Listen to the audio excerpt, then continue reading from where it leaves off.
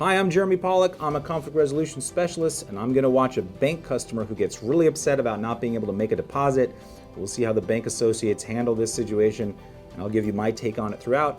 Before we do, hit the like button and subscribe to my channel for more reactions to conflict and practical tips on resolving conflicts. Whoa. That's not customer service. When somebody lives 130 miles away. Or we can take either Custer's check, I know. I tell you, when I walk out of this damn bank, I'm going to get on Twitter. I'm going to blast the hell out of JP Morgan for not taking cash at a bank. That's the most stupidest thing I've ever heard of. Do I feel that way? So right off the bat, she didn't do any repeating and she didn't do any aligning or really empathy. She's kind of answering in a robotic way. One of the biggest mistakes people make when they try to give an empathetic statement is, I'm sorry you feel that way. That can feel very condescending. It's like you're not taking seriously the person's experiences. So if you're gonna apologize for something that they're experiencing, you can say, I'm sorry you're experiencing this, I'm sorry you're going through this, but don't say I'm sorry or I apologize for the way you're feeling, because that can just sound condescending. And again, just being empathetic, tone, facial expression, not being a robot, really important. Let's keep watching. Crazy. It's crazy. Somebody walks in, the customer gets cash, and you won't take it. And you won't make an exception. So now she's giving demands. That might be the right protocol for this particular bank, but she really hasn't done anything to de-escalate. I'm assuming that it's probably because the client-facing person hasn't been given any proper training in de-escalation, but there's no listening or repeating back what she's hearing or aligning with them or empathizing with them. It's just like, here's what's happening. Sorry, can't help you. If you don't calm down, I'm gonna do X, Y, Z. Giving those demands and threats are not gonna help the situation.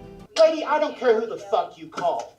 This is ridiculous not to take cash on the. It is Chase. It's not me personally. I appreciate you not yelling at me like that. Yeah, but you have the ability to do customer service.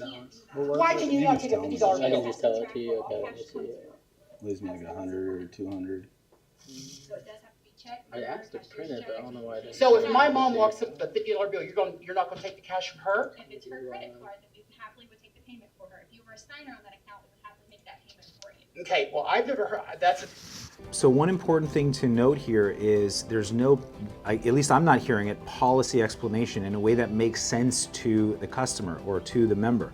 If you're gonna explain a policy or you're gonna hold a position on something, it's important to connect those dots. Like, here's why this policy is in place. Here's how it helps you or how it helps our other members or customers. If we didn't have this in place, here's what might happen.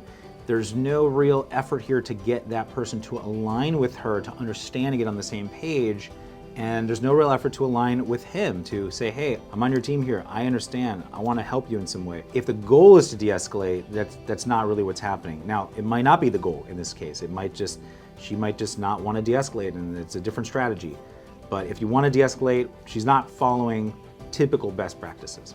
I'm still going to get on social media and blast JP Morgan Chase for this. Oh, I am. Trust me, I am. And as you know, social media gets a whole lot of attention. So I'm not going to call Chase and complain. I'm going to blast him on social media. Either way, whatever you want to do is fine. Again, she answers almost in a condescending tone, like, well, go ahead, do what you want. You know, that kind of thing. It's not a great customer interaction. It can lead to a lot of reputational effects. If the bank cares about that, maybe they do, maybe they don't. But certainly there was probably a better way to handle this, help the customer feel heard, maybe calm down a little bit, get them to understand that we're aligned with them, that we're on their team, etc. Or maybe that just wasn't their goal. Whoa.